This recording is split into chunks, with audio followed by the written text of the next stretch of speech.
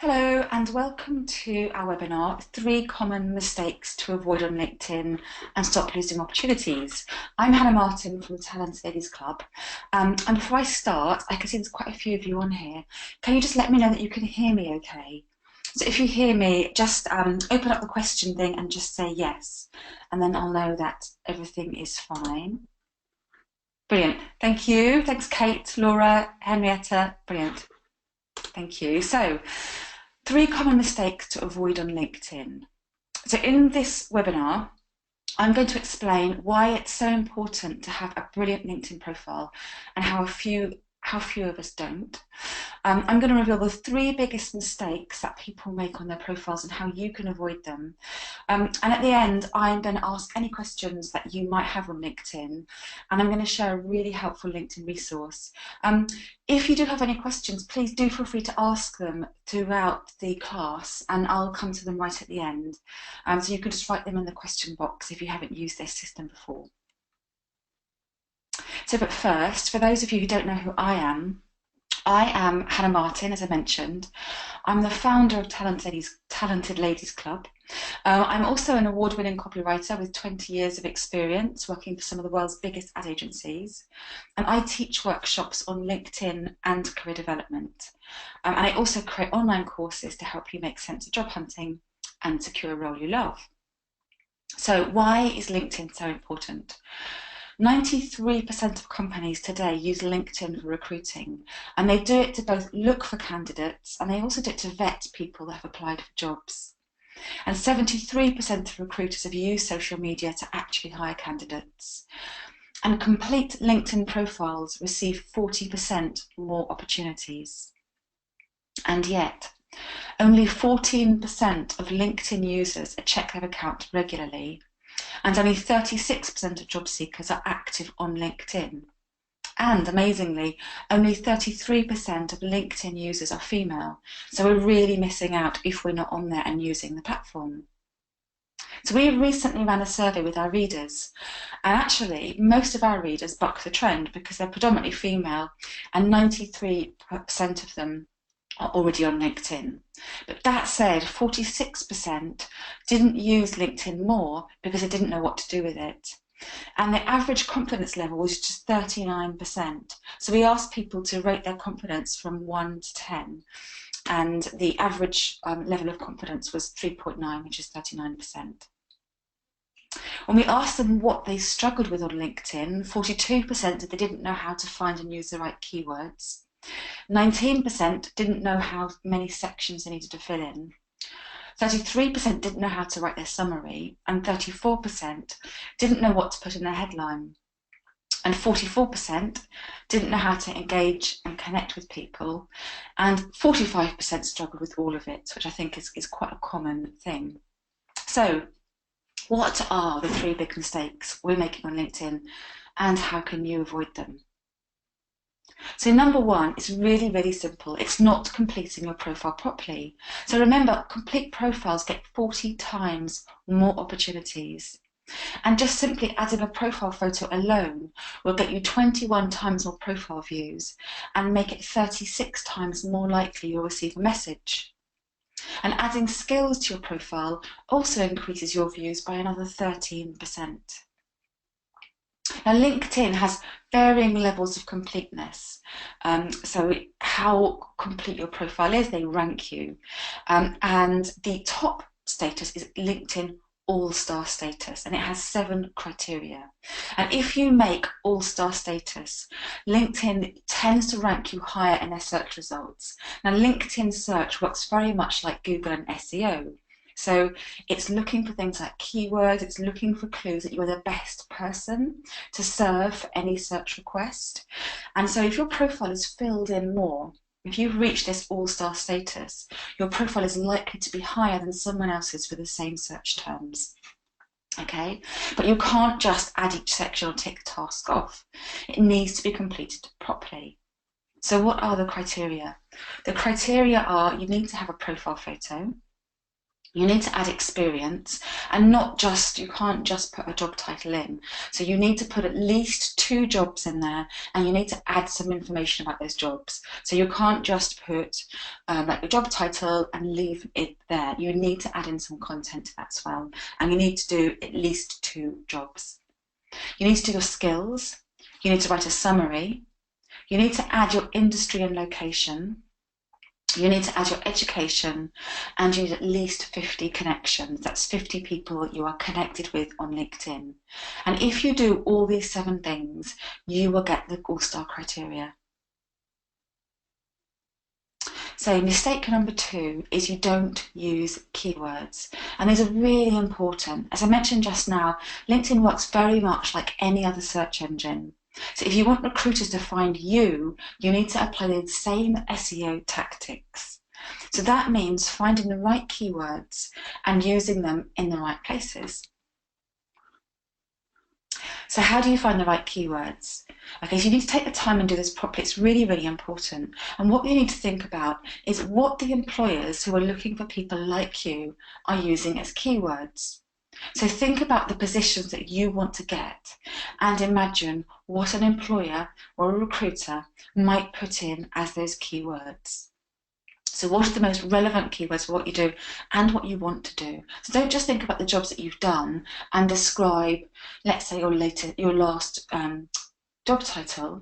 Think about the job that you want, but make sure that if you put keywords in, that you genuinely can do those things. It's all very good putting in your dream job as keywords and someone coming across your profile, but if your experience doesn't match up to it, you're not likely to get any further than that. So you need to make sure that you write the keywords for the job you want, but make sure that they are relevant and you actually can do them. Okay, and don't forget to test your keywords to make sure they're working. And you need to use them in the right places. So just like you would on a website with keywords, you need to get them into places like your job title, your LinkedIn URL, your location, your headline, your summary, your experience, your endorsements, and your projects, volunteering, and other sections. Okay, so when I say LinkedIn URL, if you don't already know this, it's possible to, rather than with your LinkedIn URL, have it as the default one that LinkedIn creates. If you go to your LinkedIn profile and you look at the top right-hand corner of it, you have an option there to edit part of your profile. And if you click on that, you can write your own LinkedIn URL. So for example, if your keyword was marketing director, Sussex, you could put your URL as Hannah Martin, Marketing Director, Sussex. Okay, so that's how you do your LinkedIn URL. But all of these places you can get your keywords in. And there's really, really easy wins. A bit like using keywords for SEO. You can't just stuff them in, they've got to appear natural. So for example, a really quick trick with your summary to get keywords in. At the bottom of your summary, when you've written the rest of your summary, introducing who you are and why you're so good, you can put your specialties or your experience at the bottom, and then just add a list of things that you're really good at the bottom of your summary. And it's a really, really great way to get your keywords in. And what's really important when you're choosing keywords is not to be too broad. So for example, you might think, I want to work in marketing, so I'm just going to put Hannah Martin, marketing expert, for example. And in fact, I think this slide goes into some more detail. So here, what's a good keyword? If you are too general like that, what will happen is you are competing against many more people who are also marketing experts. So something really, really general is likely to bring up lots more searches, okay? And it's also, if you put marketing expert in, for example, not only are you competing with many more people, because it's quite a general term, but the people looking for that might be looking for very, very different things. So make sure your keywords are very, very specific to your skills. So what I would do is think about things like the level that you are at, your level of experience, and your location. And it might be relevant to add in whether you want a part-time or flexible role. So for example, if let's say you are Sussex-based and you work in marketing and your specialism is social media and you are a marketing director, I might put in Hannah Martin, marketing director, Sussex-based, social media expert. And I might also put flexible in there as well, because if I'm only looking for flexible roles. The only time that I would say that sometimes that's not a good idea is if you're working for an industry that doesn't often advertise roles are flexible or part-time, and you're worried that by putting that in your profile you might actually put off employers, in which case do not put part-time or flexible in your headline. You use that as a keyword, and then wait until you have you've got an interview or you are offered the job before you raise that as a potential question. So that's something to really consider, whether that actually goes as one of your keywords. The important thing is to make sure that your keywords are very, very specific, because what will happen, let's say if you did a general keyword, let's say marketing expert, you might be part of, maybe let's say 1,000 people a day search for that, but they might want a marketing expert who is a marketing junior, or they might want a marketing expert who's more senior than you. They might want a marketing expert who has a specialism in strategy or your social media. They might want a marketing expert in Edinburgh and you're based in Sussex. So the more specific your keywords are, the more likely that someone who is looking for you and a job that you can actually do will find you. Okay, that's really, really important.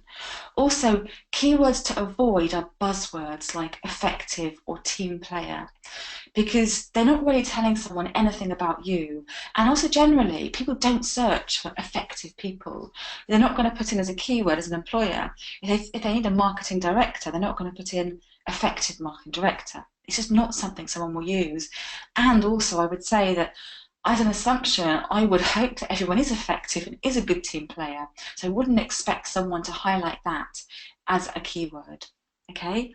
And it goes without saying with everything that whatever you do, it's got to be genuine. It's all very well and good putting in a keyword for something you aspire to be, but if you generally can't do that, or if it's not what you actually are, it's no good, because the wrong people will find you. People looking for someone else will find you. And even if they look at your profile, if it doesn't match up to what your keyword is luring them in with, they're not going to proceed any further. And another really important consideration is to make sure that employers are absolutely searching for this keyword. Okay, so you don't want to put a keyword in that no one is looking for, because no one is going to find you. You know, keywords are, if you're fishing, keywords are the worm on your hook. They're the thing that gets someone interested in. They need to find you and they need to get interested in you. Another great tip, I delivered this workshop live recently, and a headhunter was in the audience, and she confirmed that absolutely headhunters and recruiters do go out there. They do actively look on LinkedIn. If they have a position vacant, they will go on LinkedIn and they will put in these kind of keywords. But another great tip, she said, is a keyword they look for is actively looking or actively searching. So that's something you could put on your LinkedIn, particularly your headline as well, with your keywords, and in your summary is to put in actively looking, because a recruiter or a headhunter might put in something like marketing director, Sussex, actively looking. So make sure if you are looking right now for a job that you have got that in your headline so people know to look for you. So the third big mistake is you're not active on LinkedIn. And this is something that a lot of people are guilty of. And it's easy to see why. You kind of think that your LinkedIn profile is a bit like an online CV. And to an extent it is, but it's much, much more. If you just do your LinkedIn profile and get it up on LinkedIn, you're really, really missing a trick. Because in order for people to see your profile, they've got to find it. And you've got to make it easy for them. So if you're actively looking for work, don't just write your profile and think that's job done, that's it. You need to help people to find it, okay? And you also need to showcase your knowledge and experience. So you need to show people that you know what you're talking about and attract them into your profile. And really importantly, it's important to stay front of mind with people. So if they need someone with your skills, they think about you. And putting your LinkedIn profile out there can help to do it. So there are loads of ways to be active on LinkedIn. And the first one, really simply, is to make use of LinkedIn groups. What I would recommend is finding a few active groups on LinkedIn that are suitable for your industry or your position or your specialism, and join them and start contributing to discussions, showcasing your experience, and get your name out there, so that then people will click through to your profile to find out more about you. It's a really easy way to just put your expertise in front of people, and they might be recruiters looking for work, so employees, but they might just as well be other people in your industry that might want to connect with you, and ultimately may connect you with someone else that is looking for someone with your specialism. Another thing to do is write status updates. So very much like Facebook, you can put regular status updates on LinkedIn, and you can do them, some people do one a day, but unlike Facebook, it's not about personal updates. It's not about, hey, I had a great bagel for breakfast, or not feeling too good today. Status on LinkedIn should be directly relevant to what you do. So think about them as, again, opportunities to promote your knowledge and experience and stay front of mind with people, because of putting these out there, people will see them or they might share them, and you will stay front of mind. So ideas for things you can do in them are, you can comment on the news, you can share something that you've learned in your job or something that you're doing in your job at the moment that might interest other people. And you can find news updates, or you can find interesting links that are related to what you do in your industry and share them there with an intelligent comment based on it. And the idea, I always think, the two words that I use for social media, if I'm sharing things in a professional capacity, I think interesting and useful. I think about the people that I want to see my status update, and I think about the things that will either find interesting, either find useful. So if you think about someone who works in the same industry as you, who may need someone who does what you do, and think about what they would find interesting and useful, and write about that and share that on status updates, and be active on there, because the more active you are, the wider a network you will reach, so the more people will find your profile, but the more you will stay front of mind with people. So if someone does ask an ex-colleague of yours, hey, I need a really good marketing director, do you know anybody? And they've seen your status updates every day for the past 2 months, you're front of mind, and they'll go, oh yeah, Hannah Martin, she's really good. If you hadn't done a status update, they probably might have gone, sorry, I can't think of anybody, or recommend someone else. It's really important that you stay in their mind. You can also use LinkedIn to connect with and reach out to people. So don't be afraid to reach out to old colleagues that you might have worked with before, and connect with them. So ask them to connect with you, but also to say to them, hey, I'm looking for work right now. These are the latest things I've been doing. If you know anyone in your network who needs my expertise, please do feel free to share my profile with them. So you're not begging them, you're not asking them for anything, kind of it's too much effort. You're just saying to people, you're letting them know that you're out there, you're letting them know you're looking for work, you're letting them know what you're currently really, really good at, and just saying, if you know anyone who needs my expertise, do feel free to share my profile. So you could also write personal things and, hope things well, hope your husband's well or your wife's well, but just frame it like that. And don't be afraid to do that, because you never know. Because if you worked with them in the past, the chances are they're working in a similar industry to you, and they're likely to know people who may need someone like you.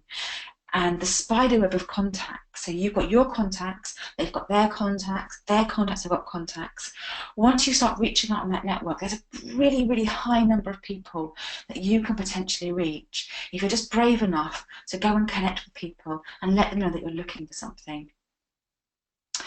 Don't be afraid also to broadcast your profile URL in the right places. So once you've got your URL personalized, especially, this makes it really easy. You have personalized URL, it's much easier to share and much easier to remember. You can broadcast it in places. So here's some of the places that I would put your URL. I would put it in my email signature. I would join industry forums and write, so outside LinkedIn groups as well as LinkedIn groups, I'd join industry forums and I would put that in my signature on the forums and I would start commenting intelligently on there.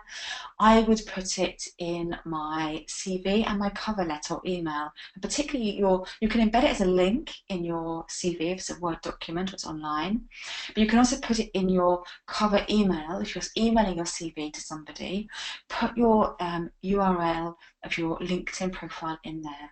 So basically, anywhere that someone who might be interested can click through, make sure you get the URL out there. You just never know when the right person clicks on it or shares it. So share your expertise in posts, I just mentioned, join industry forums. Another great place to do it is to look on Facebook. So look at, maybe there are groups on Facebook or pages that people in your industry frequent. You can go on there and if you like their comment, posts they put on there and comment on them. And again, it's all about saying things that are intelligent, saying things that are interesting, showing that you have expertise, and people might click through to find out more about you. And you can also get your LinkedIn URL on those as well, so people want to find out more about you. It's just about getting your name, getting your expertise, and getting your profile in front of the right people. And again, curating third-party content to share. You can do this on social media sites, like for example Twitter. If you're on Twitter and if you have a professional profile on there, what we do on Talented Ladies Club, we use something called Social Jukebox, which is a really great way to do this. And we find third-party content that we think our readers will find interesting and useful, and we add it to that with a tweet written about it. And we share that. So if you have for example, a Twitter profile and you've got a professional profile on there, you can put your LinkedIn URL as your link on your Twitter bio. And then if you find third-party content to share, to comment on, to demonstrate your expertise and your knowledge and your experience, again, that will help you to find your profile. So it's basically ways like, once you've got your profile up there, you need to make sure that you are getting it out in front of people.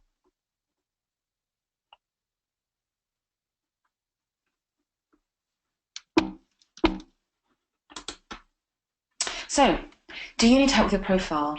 We ran a survey to find out what you struggled with on LinkedIn, as I mentioned. 45% of you told you don't know what to do with it on it, and 47% say you struggle with all of it. So we took everything you told us, you found hard, and created a course for you. Okay? So if you want to learn how to love LinkedIn and for it to love you back, we've got a course called Love LinkedIn. It's a short video course with checklists and written exercises. So everything we talk about in this webinar, we cover on this course. And we take you behind the scenes of your profile. So basically, I take you on video, screen share, and I update my profile, and I show you what you click on, and show you how to update it properly.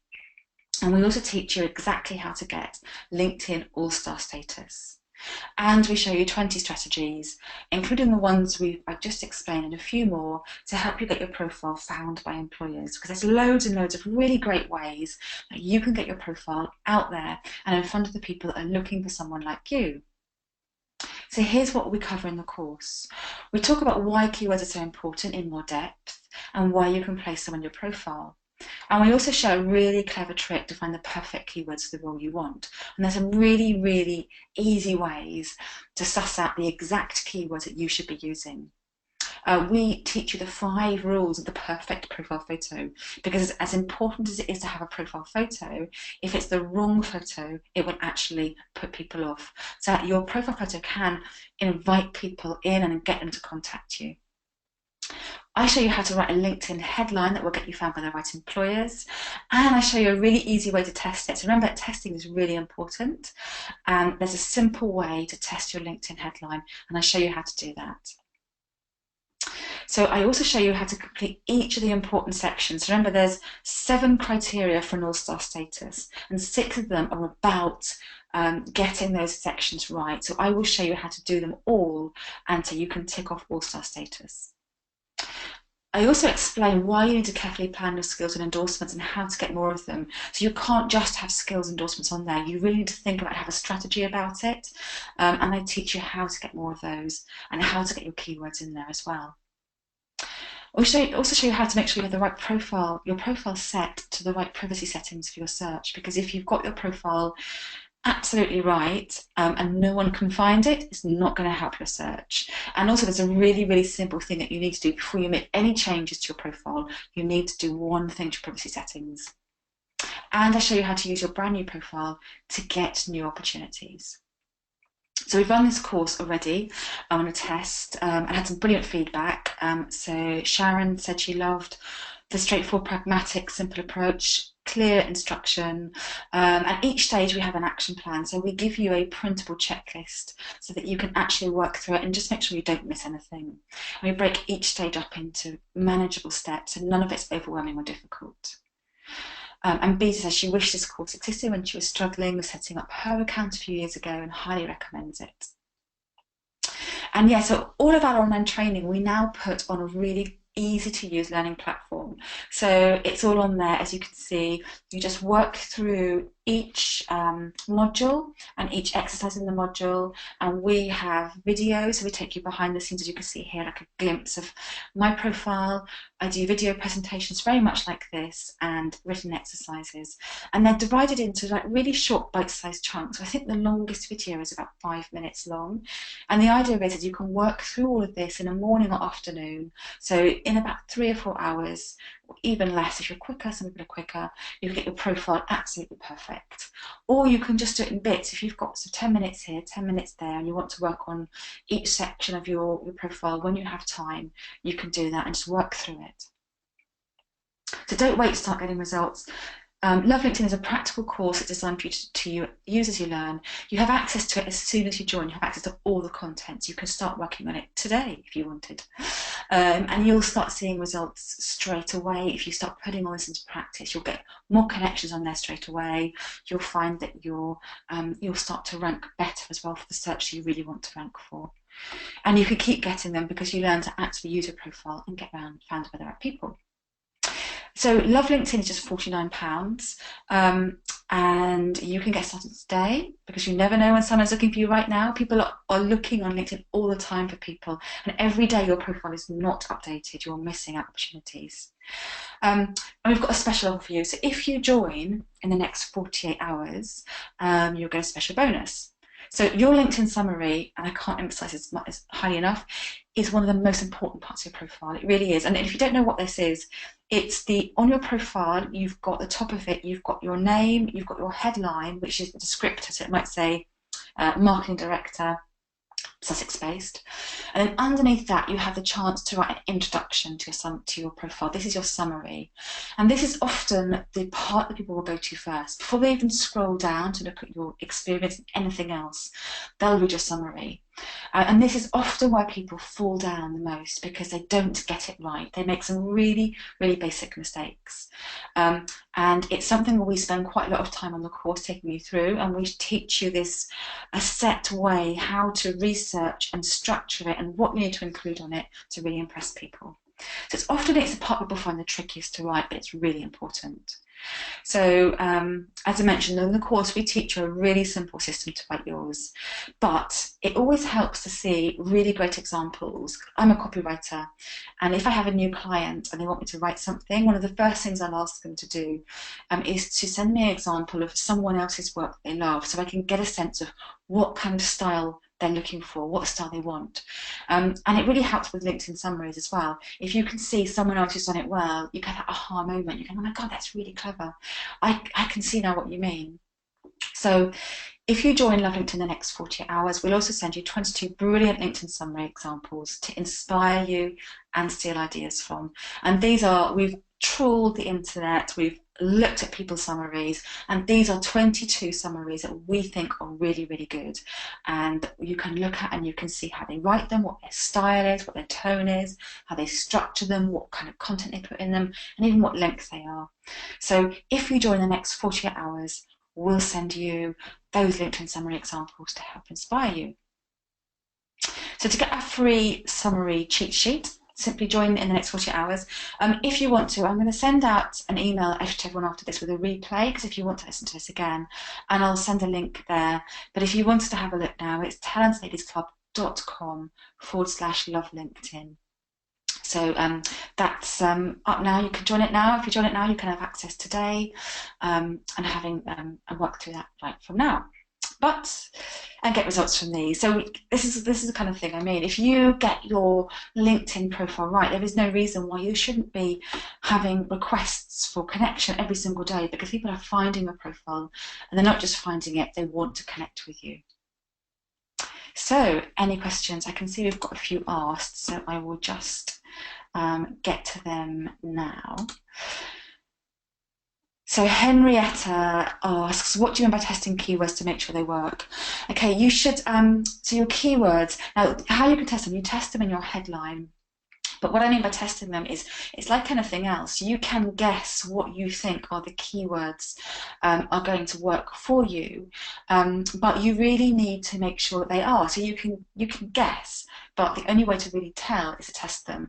So I would just test by using different keywords and on your headline, and then seeing which ones work and which ones don't, so which ones are getting the results. I'm going to teach you a really, really simple way how to do that in the course. But yeah, so basically it means you need to, and I say your headline is the quickest, easiest way to do this, because that's generally what we'll look at first, and just make sure that you try different keywords to see which ones work the best. Yes, so Laura, exactly that. It's finding out the keywords people are searching for, so testing the keywords, and I would do it in your headline. Can you link Twitter with LinkedIn for your status updates? Can you link Twitter? I'm Laura, if you're, can you just, if you can elaborate on that question, I'm really happy to answer it, but I'm not sure what you mean. Can you link Twitter with LinkedIn for status updates? If you mean, can you, like for example, if you're using like a content management system, like for example, we use Social Jukebox, and Social Jukebox works across Twitter, LinkedIn, and Facebook. So if you mean, do you need to write one status update and you can program it to go out on 2 platforms at once, if that's your question, then yes, you can use tools like Social Jukebox. I think Hootsuite works for both of them as well. I don't really use that so much anymore, but yes, you can. But what I would always say is just be really thoughtful that you are sharing the right content across both platforms, the tone is right, so just make sure it's the right audience for anything. Just really think about that. But if that's not what you mean, sorry, please do ask again. I'm happy to answer that if that's not fully answered. So Henry says, how relevant is the course if I'm not looking for a job, but trying to attract interest in my business? I would say, I mean, LinkedIn, it's a really good question, actually. LinkedIn is really important for businesses as well. And businesses will be looking for people in exactly the same way as employers are. So for example, I worked as a freelance copywriter for many years. I don't really actively look for work anymore. But when I had freelance copywriter in my profile, when it was set up for that, I used to get a lot of business from LinkedIn. So people would find me via LinkedIn and they would click through to my website and they would contact me through there. And invariably, when I had new clients and I asked them where they found me, it was often they came in through LinkedIn first.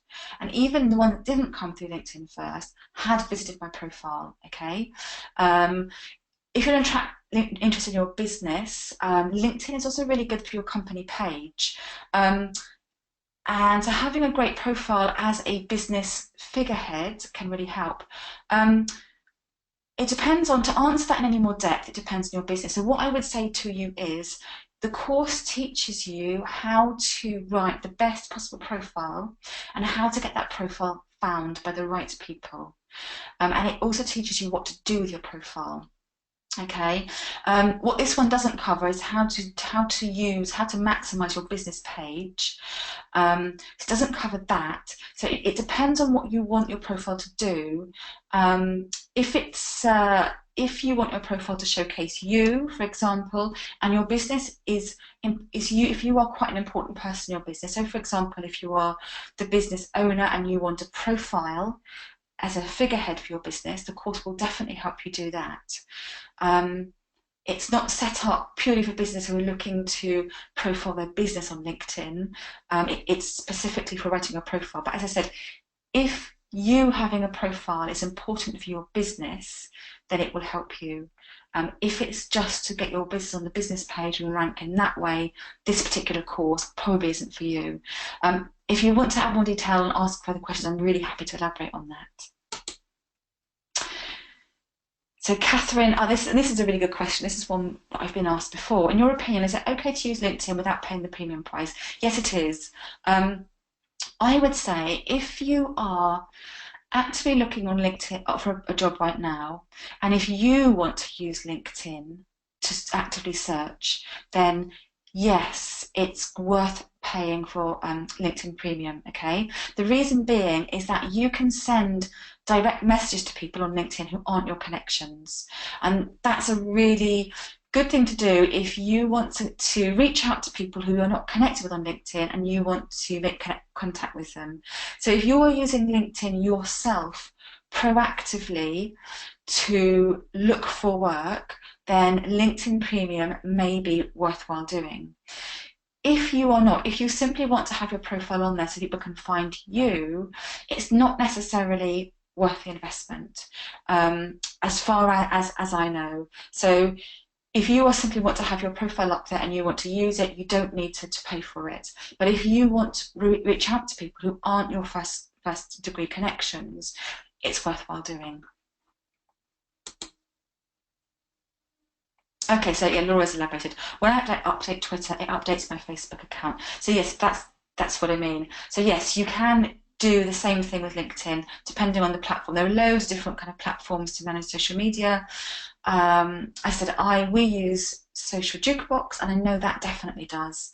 And if that does, I'm sure many of them will do, because they generally tend to do the same platforms. So yes, you can do, absolutely, and it can help save you time. Yes, Laura says that's what she means. Brilliant. Let me just scroll through and see any more questions.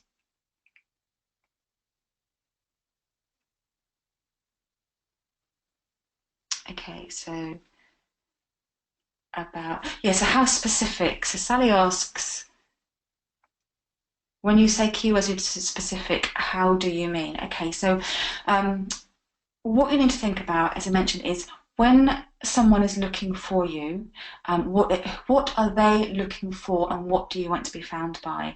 So it's really important that you consider things like, if you want a job locally, it's important to put your local location on there, because then people looking in your area will do that. And you can also do the same in reverse, actually.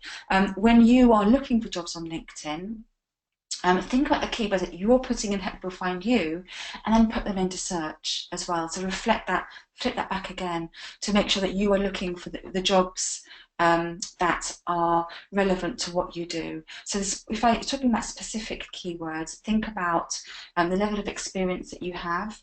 Think about the specialisms. So for example, if you want to differentiate yourself, as I mentioned, if it's in marketing with other people and your specialism in social media, get that in as a keyword and make sure that is in your headline, make sure it's in your summary, make sure you highlight that in your job title and your job experience. And that's another thing as well, is we get really hung up on job titles, and often they're only relevant to the job that we do, or sometimes they can be misleading. So don't be afraid to not put your job title down, for example, on your headline or on your listing of jobs, and put something that is more meaningful and more specific. So let's say your company gave you a specific job title that was Marketing Whiz Extraordinaire, for example. And you think, well, I've got to be literal. That was my job title for that job. I'm going to put that down as my headline. I'm going to put that down as my experience. That is not going to be found by other companies. So what you need to think about is, what is the job title that will help a company I'm looking for know I'm the right person for them? So put that down as the main headline, the job title for your job. Put it down as your headline. Make sure it's really specific to what people are looking for. And I had someone at the workshop the other day who asked that she'd been working for an American company, so they use vice president, senior vice president, and she was concerned that looking in a UK market, people wouldn't know what that was. And that's a really, really valid concern. And in that case, my advice to her was not to put that as her job title on there. She could put it in the explanation and she could say that was the title she actually held, but putting as a descriptor in her job title what the UK company, what the UK version of that was. Because if you're a UK company and she's looking for a UK job and you see senior vice president, it's not going to mean anything to you. You're not going to know, you're not going to be searching for it, and you're not going to know if that's relevant to what you want. So make sure, when I say specific, it's actually what people are looking for. So Kate, that's a good question, Kate. Kate asks, if you've had a career change, how does this look to employers? Should you try to make it consistent? And this is really, really relevant to, particularly to women, when we've had a career break, because often when we come back, our old career doesn't work for us anymore, or maybe we're interested in change and we try to look for something else. So what I would say is put out your skills rather than the job titles. So look at all the jobs that you've had and pull out the skills that are consistent, because the chances are when you take a career change, often you bring with you skills that you've had in a previous job and you bring them to a new job. So those skills are consistent. So don't be afraid to flip things around, and rather just listing the responsibilities that you've had for that job. Think about the job that you want to have, and then look at the skills for each job that you've had and highlight those. So when someone looks through your profile, it's bringing out the things that are interesting to them now and that are the most consistent. Another good tip is that, again, this came from a headhunter. If maybe you had a period of time, maybe you've taken a career break and you've done a few little jobs. So you had a career, you had consistent chunks of time when you worked in jobs that made sense connecting to each other. And then you've got a period of time where you're in flux a bit, and maybe you tried volunteering somewhere, or you've done a few things that you want to fill a career gap with, and you've done some activities you want to put in there, but you're afraid it starts to look a bit bitty, that you've got kind of 3 months here, a month there, and they don't really connect up. What you can do is you can group them together. So you can put them as like career break or volunteering or even continuous professional development, and then write an explanation of what you did in that time. So it can help give a narrative to it that makes sense, rather than listing things in just very cold bullet points like you might do on a CV. Because a CV has to be quite short, because often recruiters have got very little time and they just want a snapshot of you. With a LinkedIn profile, you can go into a bit more depth, because they can scroll down if they want to read this particular bit, or they can read more if they want to. So think about writing more of a narrative, particularly if you're changing career, so that you can talk about the things that make it consistent. So if you've had like 2 or 3 volunteering things, maybe you've even been part of the PTA, and the things you've been doing have helped collectively to continue your experience or to enlarge upon it, write them down as one chunk, so your profile doesn't look really bitty, and that actually connects them together and makes sense. Does that help, Kate? If it doesn't, do let me know, and I can elaborate more on that. But basically, so yeah. As long as you write your profile from the perspective of an employer, and you, particularly in this case, look at more skills-based, that will help. Super, brilliant, that answers it. Thanks, Kate, I'm glad that helps. I don't know if anyone's got any more questions. If not, I'm gonna wind this up in just a second. I hope it's been really, really helpful. I'm going to send out a recording so you can look through this, or rather, watch this again if you need to. If you've got any questions about the course, if you want to find out anything that's more about it, or whether it's going to be suitable for you, you are welcome. Do reply to the email when I send the recording out, and I'm really happy to answer them. Sally asks, if we have trouble on the course, can we ask you questions? It's when you join the course, there is a discussion area on there, so you can start a discussion on there. And if you've got a question about any part of it or you want extra help, just click on the discussion, open the discussion and ask me a question, and I'll get an email alert and I can come in there. I'm really happy to help guide you through it if you need support. And that facility is all part of that learning platform. It's a really good learning platform. It's a bit like putting your hand up in class and asking a teacher a question. You can ask anything you want on there, and I'm really happy to help.